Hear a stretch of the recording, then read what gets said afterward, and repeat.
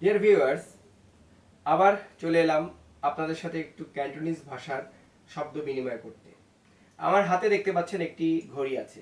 আমরা পূর্ববর্তী একটি সেগমেন্টে জানতে পেরেছি এটাকে বলা হয় হাত ঘড়ি, যা চাইনিজ বা ক্যান্টোনিজে সাও পিউ সাও পিউ সাও পিউ। এখন ঘড়ির ব্যাপারে এটা একটা খুবই ইম্পর্টেন্ট জিনিস। আমরা সময় সচরাচর জিজ্ঞাসা করে থাকি বা আমরা জানতে চাই সময়টা এখন কত।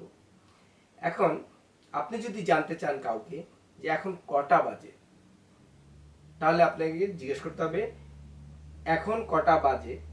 ইগা, ইগা মানে এখন, ইগা কেই তিমা অথবা কেই তিম। কেই মতলব কত, তিম মতলব সময়। ইগা কেই তিম আর ইগা কেই তিমা। আচ্ছা, ধরুন আমার এই ঘড়িটাতে এখন বাজছে 5টা বেজে 16 মিনিট। এটাকে আমি কিভাবে বলবো? ইগা তিম সাবলক ফাংচং। মিনিটকে বলা হয় ফাংচং। আচ্ছা, তাহলে সেকেন্ডকে কি বলা হয়? মিউ মিউলা। সাব মিউলা 10 সেকেন্ড। সাব ইমিউলা 12 সেকেন্ড। এখন যদি এটা 15 উপরে থাকতো কাটাটা, আমরা বলি না 5:15 বাজে। এই 5:15টাকে কিভাবে ওরা বলে? তিম সাম। সাম মানে 5টা বেজে 15 মিনিট। তিম সাম। 5টা বেজে যদি 30 মিনিট হতো, 5:30, 5:30টাকে কিভাবে বলবে?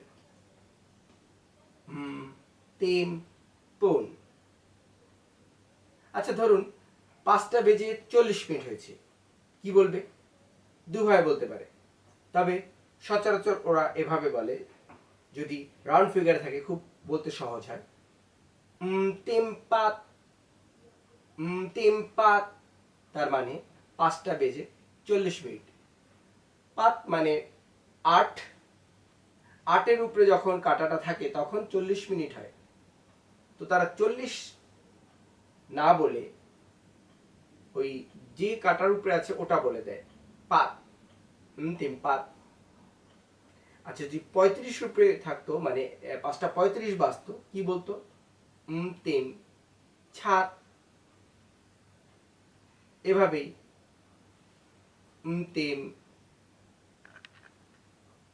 কাও অথবা সাব ফাং চং ডাব লোক তেম, মানে 6টা বাজতে 15 মিনিট বাকি। যাই হোক, এই ছিল একটি সাধারণ একটি আইডিয়া। তো মনে রাখুন, কাউকে সময় জিজ্ঞেস করতে হলে অবশ্যই জিজ্ঞেস করুন গায়, এটা একটা ভদ্রতা, ইগা কেইতিমা এখন কটা বাজে। তখন উনি আপনাকে বলবেন কটা বেজেছে। ইয়াত্তেম, ইয়াত্তেম পন, হুমতেম, পাতিম, সাপ্তিম বলবে। Thank you very much.